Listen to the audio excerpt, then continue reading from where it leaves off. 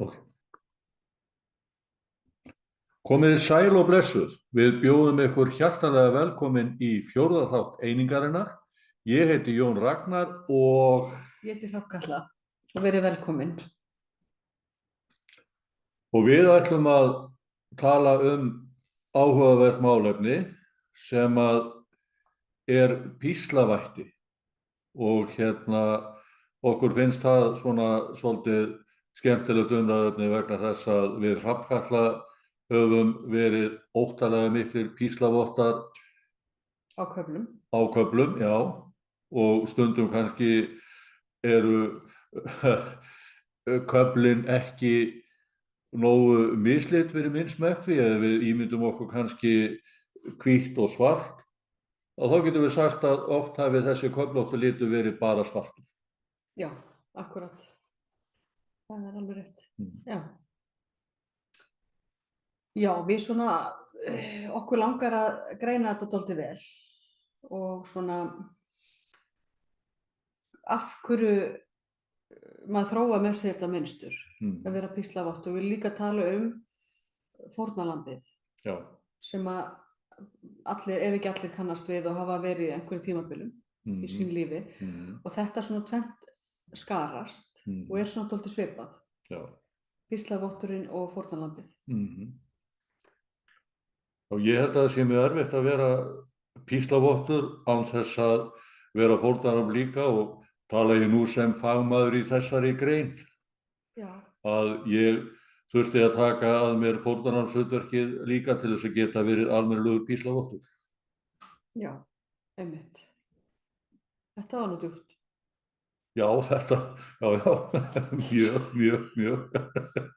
Ekki laust við það. Nei. En sko, það er svona, já, byrjum kannski á þeim enda. Að fara inn á þetta, sko, af hverju þetta þróast. Byrjum þar. Já. Ok. Hvað er það sem gerist? Ok, við getum sagt það að svona menningin okkar og félagsleg gildi séu svolítið að kenna okkur það og hafa verið þannig að það sé allt skilyrt. Já. Þú veist, það sem við viljum fá, sama hvort það er ást eða eitthvað sem að meira sem að getur sett hendur á, einhver hlutir, að maður þurfi alltaf að gera eitthvað. Já. Eitthvað sérstakt til að fá ást eða hluti eða hvað það er. Og þetta er svona, þú veist, sem betur fer held ég að þetta sé gamli tíminn. Ég ætla að vona það, já. Þetta allavega var mjög áberandi hérna áður fyrr. Já. En mér finnst margt vera að breytast í þessum efnum og það er mikil umræðu um þetta að við eigum að hætta að skilyrða allt. Við eigum að fara að þjálfa okkur, já, við þurfum að þjálfa okkur í þetta þjálfun að gefa skilyrðislausa ást. Já. Því það er virkilega að þjálfa sig í því. Það þarf að koma sér úr svo gömlu gildum með skilyrðingunni. Já. Og það er nefnilega sko píslavættis hlutverkið sko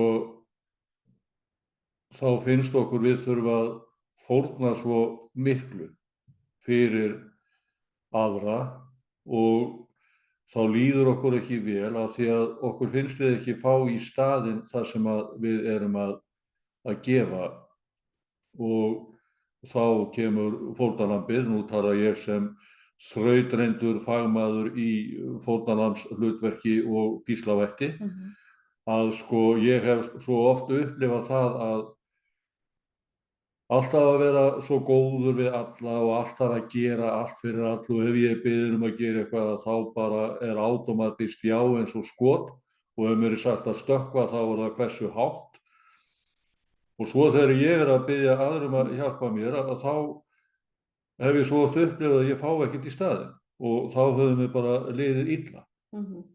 Og þetta er svona sko þá situr maður í þessu fórnarlambshlutverki og við höfum nú aðeins rætt það að Hrafnkatla nautnina sem að fylgir því að vera fórnarlamb. Já, heldur betur. Þetta er ákveðin naut. Mjög góð naut. Þess vegna var ég í fórnarlambshlutverki í svo mörg ár. Af því að sko maður er að fá ákveðna athygli. svona út af það að færa fórnir fyrir aðra, taka af sjálfur sér. Já. Og maður er svona, já, það getur sagt maður sé í sviðsljósinu. Já. Maður er svo góður og maður er að þjást svo mikið fyrir aðra. Já. Já. Þetta er nefnilega, sko, þegar við vorum að undirbúa svona þáttinn og svona skeggræða þetta, þá áttum við einhver á því hvað þetta er djúpt, sko. Og þú veist, og við vildum gera þetta vel og vanda okkur, sko. En hvernig kemur maður sér út úr þessu, sko? Hvernig komast við út úr þessu á sínum tíma? Eða erum við þarna ennþá? Ég vona ekki. Nei, ég get svarað því neitandi vegna þess að við erum búin að ræða þetta fram og tilbaka. Við elskum skilyrðislaust og við erum með opið hjörtu og við erum alltaf tilbúin til að hjálpa öllum sem til okkar leita og erum ekkert að spá í að fá neitt í staðinn. Og það er nefnilega öðlast þetta dýrmæta frelsi frá þessum væntingum sem að fylgja fórnarlambs hlutverkinu og þegar við vorum að ræða þetta áðan að þá fannst mér mjög áhugavert sko að fyrst ætluðum við að vera með þátt fórnarlambið, svo komst þú með hugmyndina píslavættið, svo fórum við að skoða þetta svolítið betur. Sko, ég vil meina að það sé ekki hægt að vera fórnarlamb án þess að vera píslavottur, ekki hægt að vera píslavottur án þess að vera fórnarlamb. Og svo er eitt sem að kannski ég tengi við og kannski þú líka Hrafnkatla, því að við erum ofboðslega andleg. Það er svona messiasakomplex sem er svona aukabónus ofan á það að vera píslavottur og fórnarlamb sko. Já. Þannig að slá tvær flugur í einu höggi og bæta hinni þriðju við. Já, einmitt. Já.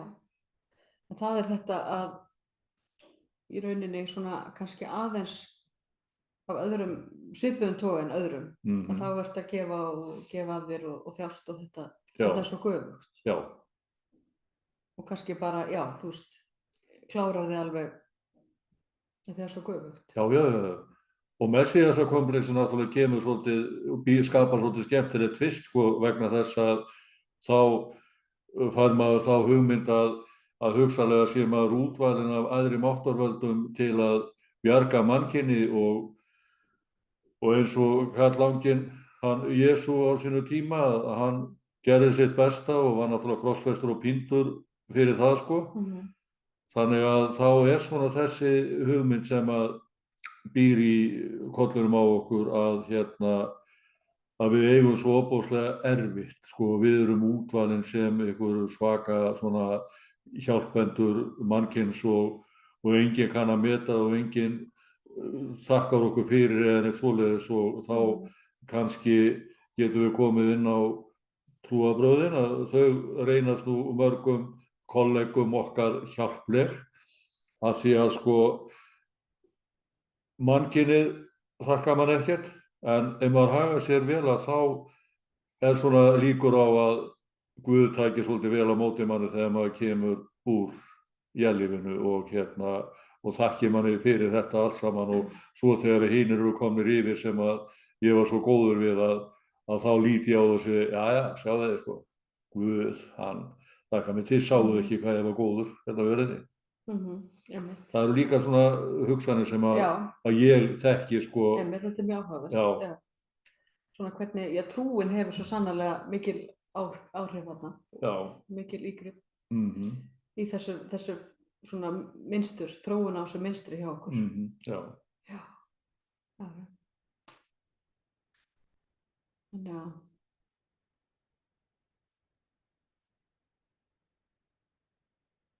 þetta er svona sko, við vildum líka taka mjög skýrt fram sko að það er alls ekki verið að tala að það sé eitthvað rangt við að gefa mikið af sér eða gefa mikið til annarra. Nei. Aldrei. Þetta er umfjöllunarefni snýst ekki það, þannig að það sé alveg skýrt. En þá maður að reyna að gefa sko, skilyrðislaust. Já. Það síst að gefa og það kannski áhugavert Hrafnkatla. Að því rauninni, ef maður að gefa gjöf, það rauninni ef maður að gefa gjöf, ef maður fer fram að býst við að það kom alltaf eitthvað tilbaka. Nei, það gjöf? Nei, það ekki gjöf. Nei. Það bara business. Já. Þú veist eins og kristnu trúarbrögðin að þau segja frá Guði sem í business sko, að hann gefur mönnum náðargjafir og ef að menn noti ekki náðargjafirnar í hans þágu eins og Guð vill, að þá fá menn nú litlar þakkir fyrir þegar að yfir komið. Já. Þannig að við og það má segja að þetta sé bara inngróið í okkar hugsun. Algjörlega. Við alltaf í business, þú veist, nú ætlum ég að vera góður við þennan af því að hann verður þá mögulega góður við mig og nú ætlum ég að gera þessu rosalega mikið greiða því þá ég greiðinni á honum. Þetta náttúrulega bölvað vesen. En það svolítið áhugavert Hrafnkatla, ef þú myndir kannski segja hlustendum hvaðan píslavættis hugtakið komið. Já, sko, það náttúrulega kemur, ég held að komi fyrst einmitt fram í trúnni. Já. Upphaflega, sko. Já. Fyrir langa löngu. En svo svona með einhverju fræðimennsku að þá þetta til dæmis, já, eitt af erkitýpunum sem að Jung talar um. Já, já. Og já, eina 7 eða hvað það skiptir ekki máli sem hann taldi. Þannig að þetta svona, já, og það var svolítið magnað hvernig hann svona kortlagði rauninni sálfræðilega, þú veist, mannkynið, sko, þannig, sem tíma. Já. Og þá þetta bara mjög áberandi, já, erkitýpa eða hlutverk sem við tökum á okkur. Já. Þú veist, það já. Já, við vorum alveg lítilega svona að skoða þetta fyrir þáttina því að við Hrafnkatli erum nú svo forvitin að við erum ofta að skoða ýmislegt. Að sko hvað þetta merkilegt með Carl Jung. Já. Að hann sá fyrsti sem að allavega við vitum sem að var sannfærður eininguna, það að segja að við höfðum öll eina sameiginlega vitund sem að ein og sama sálin og það auðvitað það sem að við Hrafnkatla vitum og efumst ekkert þannig að við erum bara að tala við okkur sjálf þegar við erum að tala við ykkur og það bara, þess vegna erum við alltaf svona afslöppuð og ekkert stressuð í útsendingu. En það svona eins og þessi erkitýpur og það svo að þarna eins og með tölum píslavottin að þá það svona endi þú veist Anna Póll sko þú veist að það eins og þú að því þetta ekki jafnvægi hjá þér þú veist í ójafnvægi þarna þú ert komin og þá eitthvað svona eins og getur talað um svona smá já tráma eða áföll í miðjunu ef við getum hugsað þetta sem svona stiku og þá ert að fara á langt í annan endan já og svo, þú veist, fólk getur, já, farið ákveðni heilunarferli, fært sem meirinn á miðjuna, í jafnvægi. Já. Og það líka, sko, áhugavert eins og við fórum aðeins inn á í pælingunum áðan fyrir þáttinn, sko, þú veist, þetta ekki það sem alveg svona opbáslega eitthvað svona eða vinsælt hugtak í dag að vera fjallum, það meðvirknin. Jú. Þetta svona, þetta alltaf sama meiði. Það það. Og það eitthvað sem já, sem betur fyrir mörg námskeið og mikið fjallað, en þetta mjög alvarlegt. Já, það það. Þú veist, þetta mynstur, sko. Já. Af því það yfirleitt eitthvað tráma eða áföll sem liggja undir sem koma svona ferla af stað. Já, já, já, já. Það alveg rétt. Já. Þetta eitthvað sem við yfirleitt myndum bara mjög snemma á lífsleiðinni. Já. Já. En það svona, ég spá í þeim sko, að því ég hef átt svona tímabil í lífi mínu, þar sem ég var upplifð með þessi fórnarlamb, Ég ekki á því að ég hef verið það, ekki núna, en ég trúi því svo statt og stöðugt þá. Og þá langaði mér svo að svona skilgreina og stúdera af því mér var svo gott, þessi naut, svo varst að tala um hana. Mér var svo gott að þessu og hinn var að, þú veist, vorkenna mér og fekk mikinn samhug og ég var svona, já, fekk mikla athygli. Þú veist, hvað er þetta? Þú veist, ég varst ekki að margir tengi við þetta. Þetta er allavega svona sterk mín reynsla. Mér er svo gott að vera svona fórnarlamb.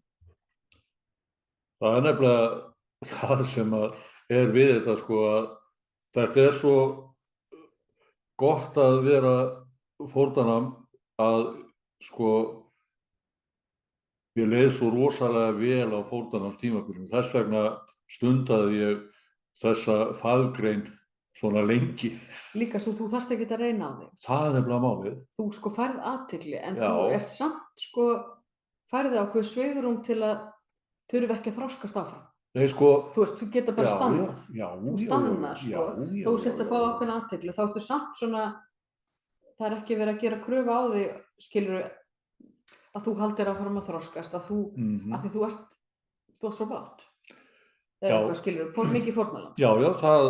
Mér finnst pínu erfitt að koma sér orð svona, því að þú veist, þetta er djúpt málefni og ég vil skila þessu vel frá mér. Og við ætlum að gera það. Já.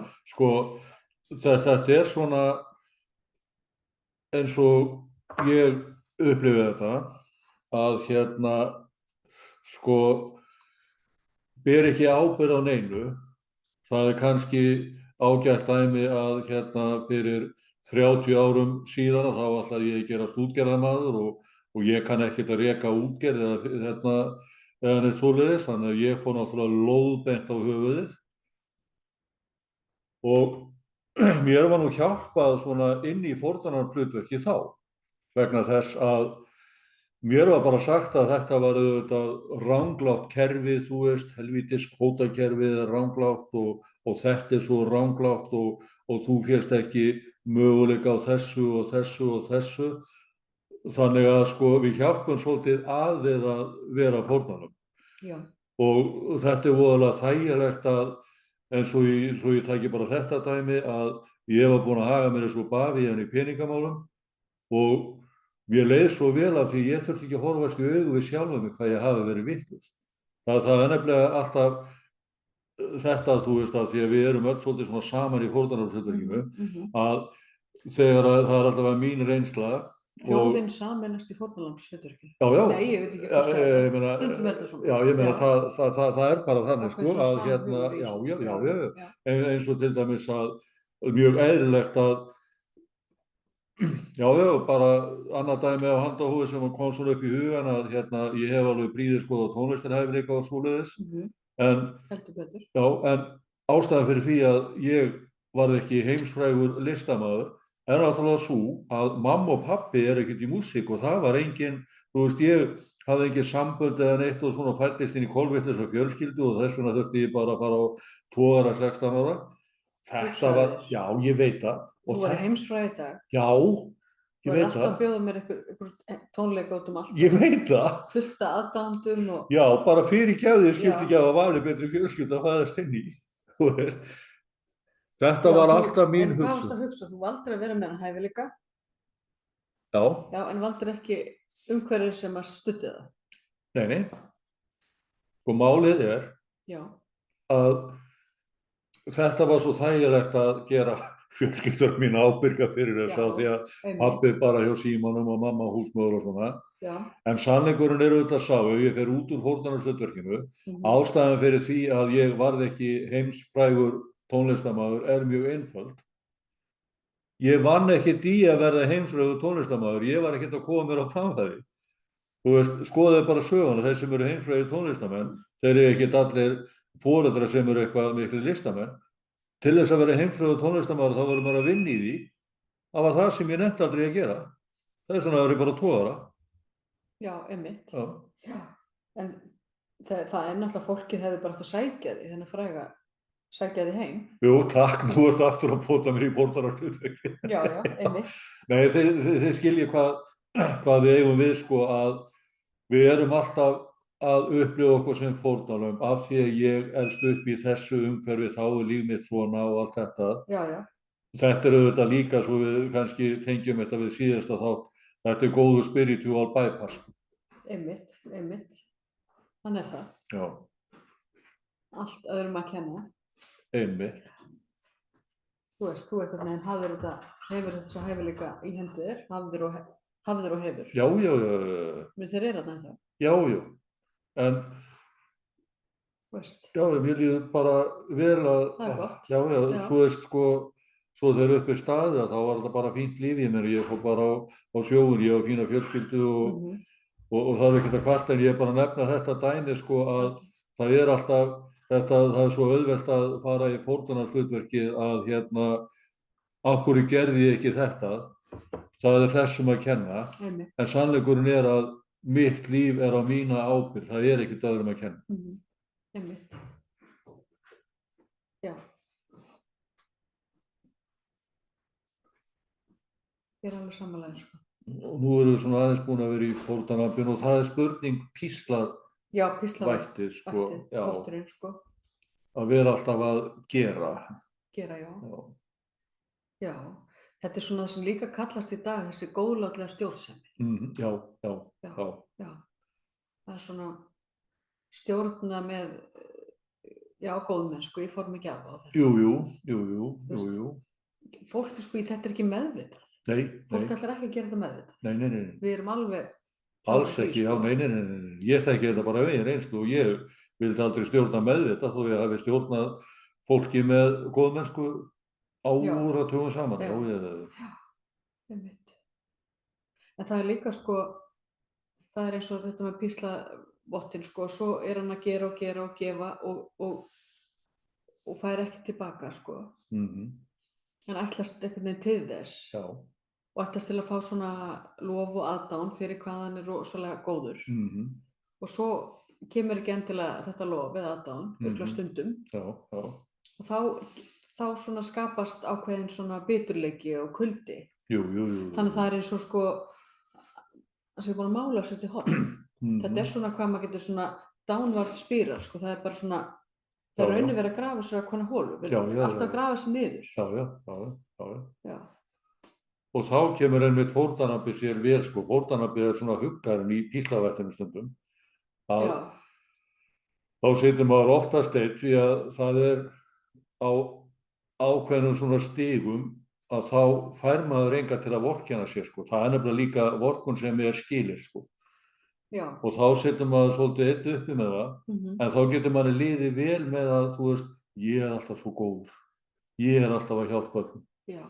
Það er enginn sem vil vera góður við mig. Já. Og þið fyrstu þá vera skörinni herri en þeir sem þú ert að hjálpa. Já, miklu. Yfir það hafa. Ekki skörinni, bara mörgum skörinni. Langt fyrir ofan alla, þú veist að ég var alveg bara, ég var með allan pakkan maður. Messiasakomplex, píslavottur, fórnarlamb. Það er pínur, sko. Já, ég alveg bara þekki þetta allt saman. Já. En ég sé fyrir mig svona, þegar maður er að fara út úr þessu, af því að maður hefur verið fórnarlamb á tímabili og svo maður komið... Hefur þú líka verið í þessu? Já. Manstu ekki að segja að ég fekk svo miklu athygli, það var svo gott. Manstu það? Ég er bara svo fastur í sjálfum. Jú, ég heyri það alveg í þér. Já, ég veit það. Jú, þetta var bara grín. Við Hrafnkatla þurfum alltaf að grína spínu, það er svona gals í okkur. Sko. Ég sé oft fyrir mig hlutur svona myndrætt, þetta er svona ákveður rör sem það fara í gegnum. Þetta er alltaf bara líkingamál. Já. Fórnarlambsrörið. Já, fórnarlambsrörið, já. Þetta gerir það svo gott. Jú, mjög gott. Til að fara út úr þessu, sko. Já. Það er, sko, það er að taka ábyrgð. Já. Það er helviti erfitt, það er anstíkt. Já. En fólki tekst þetta. Og svo er dálítið, sko, svo fer maður út og svo maður, sko, það er rosalega auðvitað að detta aftur. Já. Það er það. Það detta inn í þetta aftur, sko, þannig að...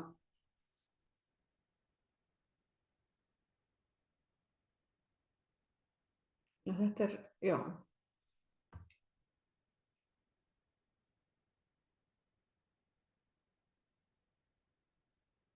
þegar maður kemst út úr þessu, sko, þá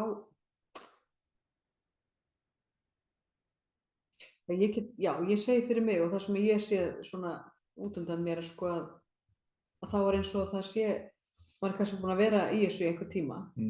Það kannski koma tímabæri jafnvel sem mörg ár og svo er eins og, maður losnar út og svo þá er eins og, já, ég get sagt að þroskinn fari á svona full speed, mjög hratt. En svo það bætist upp mjög hratt. Já.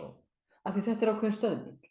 Já, það er það. Og það er líka, þú veist, tengist inn á þetta sko, þú veist, fórnarlambið og píslavotturinn og þetta fer oft í burnout. Já. Það er alveg tenging þar á milli. Já. Þekkt. Klára sig bara. Já.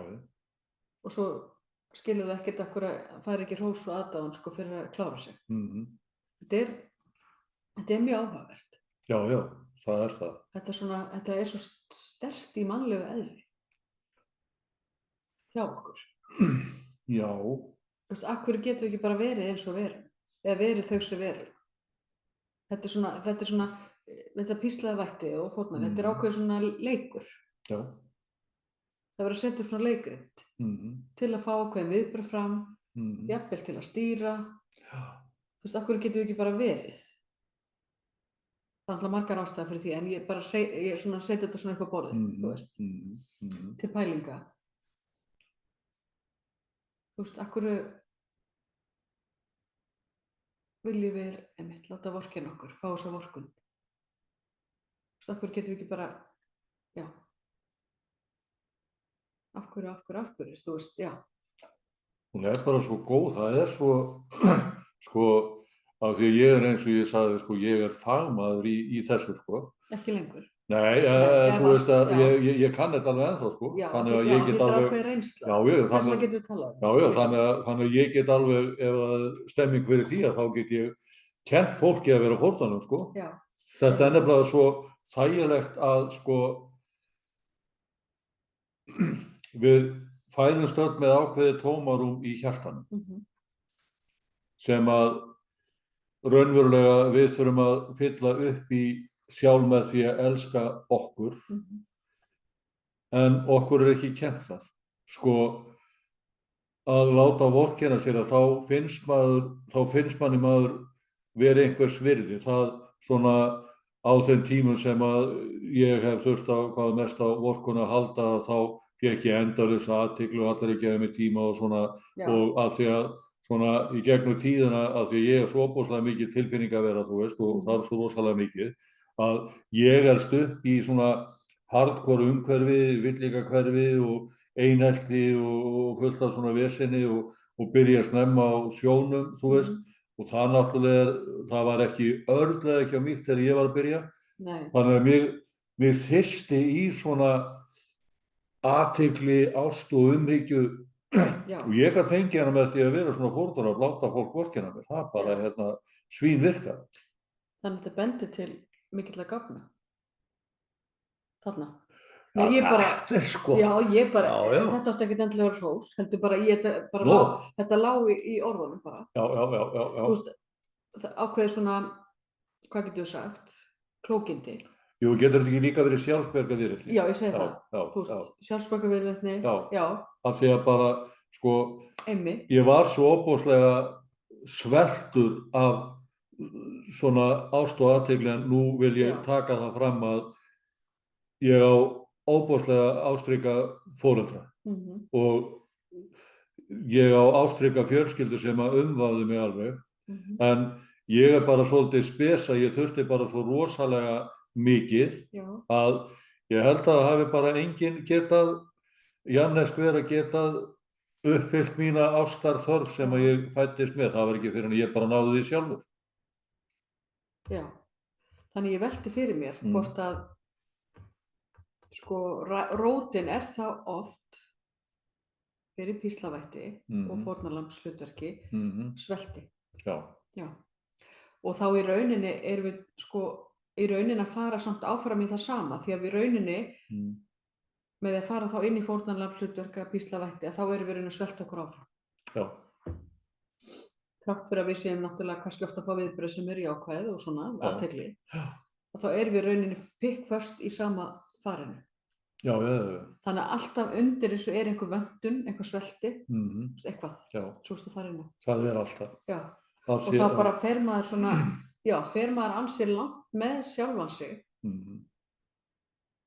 til að fá einhverja fyllingu hérna. Já, þetta svona, Ég fór til dæmis þá leið, sko, ég svo óbúslega mikill sérfræðingur í þessu, sko, ég drakk rosalega mikið brennivín í 4 ár, frá 16 ára til 20 og þá bara laug ég upp á mig alveg svakalega erfiðu lífi og miklum sorgum til þess að fá svakalega mikla athygli og það virkaði bara helvíti vel, sko. Þú veist, og ég held, svo að við tökum þetta kannski aðeins lengra, það kalla að, sko, eins og þú talaður áðan, öll þessi skilyrðing, að við fæðumst og erum það sem við erum þegar við erum ungabörn, svo kemur umhverfið foreldra, systkini og bara umhverfið sem við erum upp í og kennir okkur að vera það sem við erum ekki. Já, einmitt. Já. Okkur kennt að setja alltaf skilyrði og það sem þú komst inn á áðan mjög áhugavert, sko, að raunverulega þetta allt saman stjórnsemi af því að stjórnsemi óöryggi. Já. Ég meina, ef þú situr fullkomlega sáttur í sjálfu þér og þetta, þá ertu ekki að stýra, reyna að stýra neitt. Það er mér almátt því ég nenni í þessu. En svo langar mér farið, við erum svolítið búin að tala um upplifanir tengt fórnarlambinu og píslavættinum og svona dálítið svona inn á þetta kannski sálfræðilega, þó við höfum svo sem ekki farið eitthvað ítarlega í það. Þegar við vildum hafa þetta svona lifandi, en ef við tölum um þetta og andlegu brautina. Já. Nú svolítið að fara yfir þetta og taka svona seinnipartinn í það, í þáttinum. Já. Sko. Það nú það sem okkur klæjar alltaf í fingurna að tala um. Já, við þurfum aðeins að tala um þetta svona kannski almennt fyrst. Já. Og svona kannski þessu, Þetta svona, ég held að þetta sé ákveðin, sko, punktur eða áfengi sem að, sko, allir fara í gegnum. Við erum náttúrulega öll á andlegri braut, öll sem eitt, og þetta það þarna þetta þegar við förum að taka ábyrgð. En hvað það? Og nú, þú veist, svona heilt yfir, og þetta margar ástæður, en hvað það sem verður til þess að fólk tekur ábyrgð? Hvað gerist sem að fær nú til að fara að taka ábyrgð á sjálfum sér? Við förum að taka ábyrgð á því hvernig lífið okkar þeim verkefnum sem að við erum að fara í gegnum eða hefum við klárað. Þú veist, hvers konar ferli þetta sem fer á stað þegar við förum að taka ábyrgð? Hættum að stýra, reyna að stýra öðru fólki. Já, ég held að við getum alveg verið sammála að við höfum bæði þurft að ganga í gegnum mikla erfiðleika og miklar þjáningar og miklar raunir til að komast á þennan stað. Þarna talaði fórnarlamb. Ha? Þarna var fórnarlamb fyrir geirras. Já. Já, þarna kom fórnarlambi. Sástu það? Ég svo næ. Sérðu hvað ég næ? Hrafnkatla, þú áttir ekki að sjá þetta. Sáðu þið þetta kannski líka? Nei. En þetta var svo brilljant, sko, því þú allt í einu bara kom svo leikþáttur því sem við erum búin að lýsa. Þú komst bara með þetta í beinni. Já, sko, eru þá allir búin að fatta að ég ekki komin út úr fórnarlamb. Ok. En nú eru þið bara svona vitni að hefðbundnum svona samskiptum okkar rafköllu vegna þess að, sko, okkur leiðir svo að við erum alvarleg lengi. Við erum bara svona skrítin, nei, það ekki hægt. Þess vegna varð ég aðeins að flippa þetta upp, sko. Að sjálfsögðu, já. Hleypa, fá orkun upp. Já. En allavega að þá, þurftum við að takast á við erfið verkefni til þess að koma að staði að þetta voru ekki erfið verkefni. Já. Og sko, persónulega og ég veit að þú ert sammála mér að þá finnst mér að þessi þættir eigi ekki að snúast okkar ævisögu. Nei, þannig að ég sé að segja nákvæmlega hvað ég gekk í gegnum með að Hrafnkatla, af því að þið þekkið þetta öll. Þið hafið öll upplifað þjáningar og upplifað þroska og svona, og þegar að maður upplifir þjáninguna og leyfir þjáningunni að flæða og stoppar hann ekki, leyfir sér að gráta, leyfir sér að líða illa og horfist í augu við raunveruleikann eins og hann að þá kemur ákveðin léttir. Og þegar maður hættir á spiritual bypass, eins og við gerum bæði, við horfumst í augu við allt sem kemur til okkar og við elskum án skilyrða, og þetta geta allir bara með því að gefast ekki upp. Já. Og það þetta einmitt, þessi meðvitund að við erum okkar eigin skaparar. Já. Og taka ábyrgð á verkefninu eins og sagðan og fara inn í þessa meðvitund að áður við komum hérna í jarðlífið þá gerum við þetta lífsplan. Við höfum aðeins farið inn á þetta fyrir þáttum. Svona pínlítið. En það ekki akkúrat þetta sem að gerist? Einmitt, þegar fólk ber í gegnum fórnarlaussröru og kemst í gegn. Að þá fer það að vera meðvitað þetta. Já. Ég valdi ákveðin verkefni sjálf. Ég gerði samninga við fólk sem ætlaði að gera hitt og þetta með mér. Að þá það ekki þá sem við förum að geta farið aðeins út fyrir og sjá þetta víðar. Já. Sjá heildarmyndina. Já, það alveg rétt. Já. Og svo upplifi ég stundum, að því ég fer stundum í svona, þetta sé ekki afneitun, en svona, stundum upplifi þegar ég fer að tala lífsplanið. Já, og fer að segja, já, þú veist, ég valdi þessi verkefni sjálf. Þá svona hvarflar pínlítið að mér svona stundakorn að þetta sé eitthvað spiritual bypass, það nokkuð? Nei. Ég veit ekki hvort það kemur hjá mér. Ég bara varð að tjá mig þetta.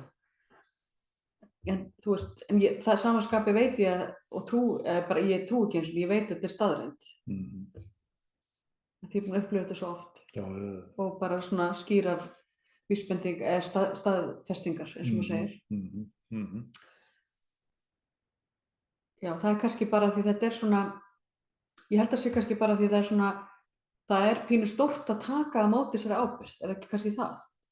Þetta svona pínu hik. Jú, það það. Þú veist, þetta svona sem örgulega margir tengja við að byttu og þegar þetta ferli byrja að byttu, hvað ég virkilega fari í gegnum þetta sem kannski eitthvað mjög sársaukafullt, dramatískt og allt svona.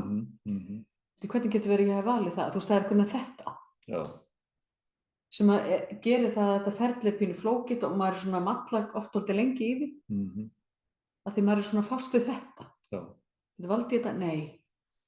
Þú veist, þetta svona maður pínu að bakka. Jú, ég valdi, skilur, ég veit ekki, ég að fara inn í eitthvað flæði með þetta. Já, þetta bara mjög góður punktur.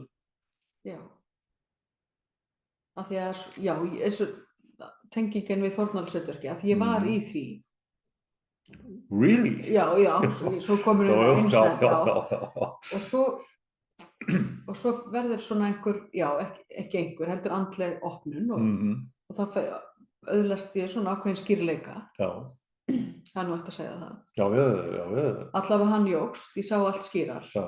Og þá einhvern veginn, þegar maður sjá allt svo skýrt, einmitt þetta, með hvernig maður var í fórnarlausshlutverkinu, fer að taka ábyrgð á hlutunum.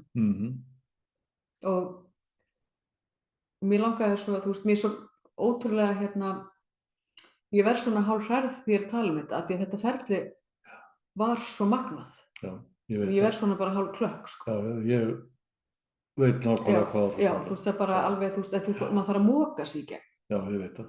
Ég er ekki að segja til að draga úr neinum, en þetta er svona bara, þú veist, þetta eru átök. Já. Þetta eru alveg gríðarleg átök að horfast í augu við nýjan raunveruleika sannleikann það að allt sem ég hef verið að vorkenna mér yfir, það bara mér að kenna. Ég get ekki kennt neinum öðrum það, ég ekki fórnarlamb aðstæðna, það var nú lengi verið vinsælt hjá mér, ég veit ekki, ég kannski einn það að skammast út í Guð, sko, þú veist að vera eitthvað persónulega illa við mig, sko. Já, já. Stundum hafði ég það á tilfinningunni, en það akkurat þetta. Og fyrst við erum komið svolítið út á andlega brautir, að í þessu ferli fékk ég nú að sjá mín fyrir líf og ég get upplýst það með músíkina og vera frægur og allt þetta. Ég þarf þess ekkert vegna þess að ég búin að upplifa líf þar sem ég hef verið söngstjarna, leikstjarna og allt þetta og það ekkert merkilegt. Þannig að ég þarf þess ekkert. Það svolítið gaman fyrir ykkur. Já, en bara... Að gera þetta einu sinni enn skiptið. Nei, sko... Smá ekoflip, má það ekki?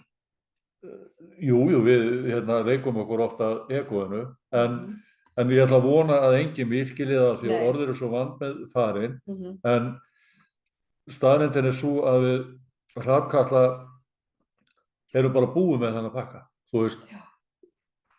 Ekofið það stjórnar ekki, egoið bara hjálpar okkur að upplifa okkur og bara njóta lífsins og allt þetta og stundum náttúrulega leyfum okkur að svona, sko. Já. Það þarf bara að vera í töskunni, alveg rétt, í töskunni, hún þarna.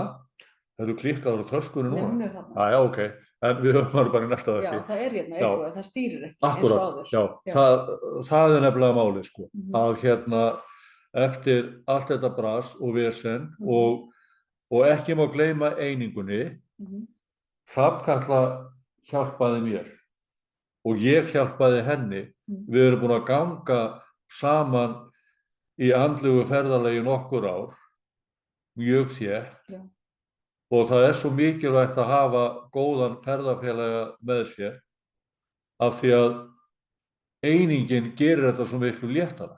Ég var ekki komin á þennan stað ef ég hefði ekki svona góðan ferðafélaga. Ekki heldur. Það nefnilega málið. Þannig að við erum nefnilega óbúslega, við getum sagt svona, við erum óbúslega grimm við hvort annað. Þú veist, ef að mér finnst Hrafnkatla verið í einhverju bulli þá bara, þú veist, skvetti ég á hann og hún gerir það sama við mig og það þarf. Þannig að það... Ég nú ekkert að skafa því svona. Nei, og ekki heldur, og það nefnilega mikilvægt. Sko, það sem sagt, og ég get sagt það og ég veit að það sama gildir þig Hrafnkatla. Við erum búin að klára fórnarlambið og við gerðum það saman. Þú veist, þannig að sá sem að vill. Og svo svona trygging í þessu. Já. Nú gríp ég fram fyrir þér. Bara endilega. Hvatvísir hrúturinn, Já. En sko, af því ef þú skildir detti í það, eða ég, þá komum við bara með sannleikspott og komum hver öðru bara, hendum hvort öðru upp úr því, sko, strax. Þannig að við komumst ekki í það aftur. Nei, það akkurat þannig. Ekki með að við erum í samskiptum. Já. Sko, meira svo þó þú myndir flytja til Ástralíu. Þá myndi ég bara ná þér upp úr hlutverkinu, eða fórnarlandshlutverkinu bara online, sko. Ég veit það. Þannig að þú myndir fara þangað, þetta það í hug. Nei, ég held að það sé svolítið hæpið en maður veit aldrei. Þú veist, ef þú væri í mikilli fjalla, það skiptir ekki máli. Og það akkurat líka þetta, sko, við leyfum okkur oft þegar við erum að tala saman að fara svolítið víða og ég held að það sé gott vegna þess að þetta tengist allt saman raunverulega því að komast út úr fórnarlandshlutverkinu, vera ekki lengur píslavottur og það eitthvað sem að enginn gerir einn og það svo mikilvægt að allir séu meðvitaðir það að okkur ekkert ætlað að vera einn, okkur ætlað að vera saman af því að við erum öll ein og sama sálin og þess vegna það nefnilega mesta egoið felst í því að segja ég kom mér á þennan stað sjálfur. Já. Ég svo stór og sterkur af því að ég komst hingað sjálfur. Nei. Það kemst enginn langt áfram í lífinu einn. Af því að það vantar alltaf svo speglun. Það nefnilega málið. Og okkar speglun, hún á það til að verða svo samdauna okkur, af því við erum alltaf í okkur, þú veist. Já. Þessi hluti af mér, þó ég sé náttúrulega líka í einingun og allt það. Já, ég veit það. Það svo mikilvægt að fá þessa, þú veist, fá þess að utan að koma til speglun. Já, það Af því þú kemur auga svo margt svona smáatrið sem ég kannski, þú veist, búin að gleyma eða ég sé ekki heildarmyndinni eða vil ekki sjá. Já. Það misjafnt, sko, það oft þannig, ég vil ekki sjá það. Já, það er oft. Þá rauninni fær alltaf að koma fram. Það er allt tekið og ritskoðað, speglunin, sko. Það er ekkert sem fær að fela sig, eins og maður getur, já. Þannig að þetta nefnilega gerist þegar að fólk verður svo, við getum sagt, þegar fólk lendir í því að fá meyju, og hún er nefnilega líka rísandi meyja, sko, þannig að við erum ansi smásmugleg við hvort annað. Og þannig á það að vera. Það er nefnilega ekkert neitt spiritual bypass í boði eða vegna þess að, sko, fórnarlamshlutverkið, spiritual bypass og píslavættishlutverkið, þetta eru höft. Þau heft okkur. Og þetta er svo mikil stjórnsemi og ég var nú svolítið erfitt með að stjórna sjálfum mér.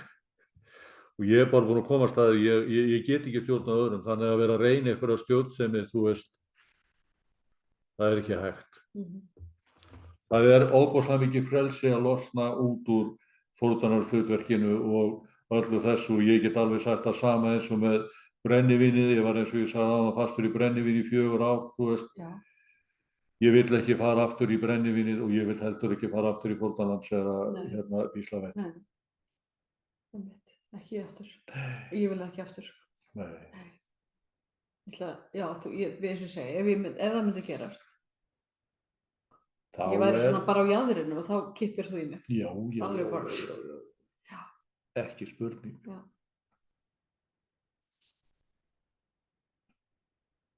Það er einmitt það. Ég vil aftur tala um þessu speglun. Ef við ætlum að vera ein, af því að margir upplifa það á svona, svona andlegu vegferð að vera einir í ákveðin tímabil. Já. Það virðist fylgja þessu, svolítið, hjá mörgum, ef maður heist. Að það er voða gott, skilur, og bara næs að vera einn einhver stund. En þá, eins og ég segi, þá er ekkert að gerast. Þetta er ekkert interaksjón og speglunin. Það var nú bara eins og við töluðum í síðasta þætti. Og nota bene, þetta er ekki sagt til að vera fyndin, þetta er ekki grín, þetta er sönn saga. Ég var heima hjá mér og mér leið svo rosalega vel í samskiptum við mína andlegu leiðbeinendur og segir Hrafnhildur frá því í símtali.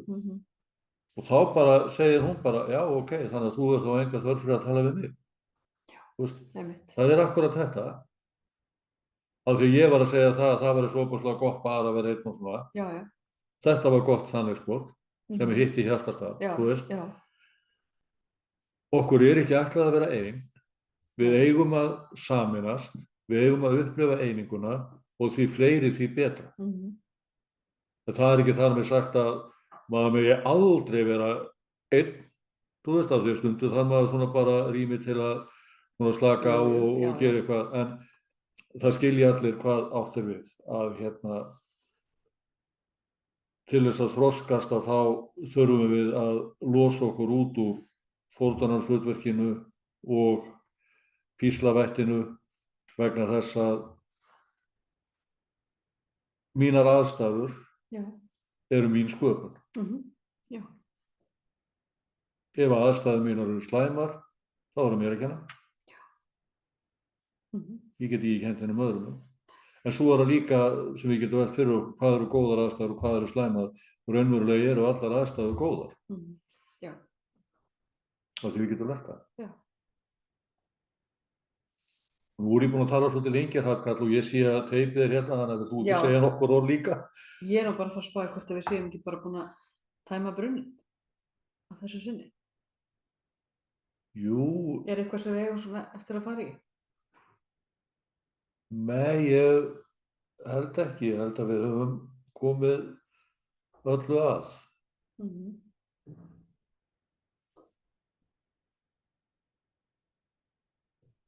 Já, ég held að.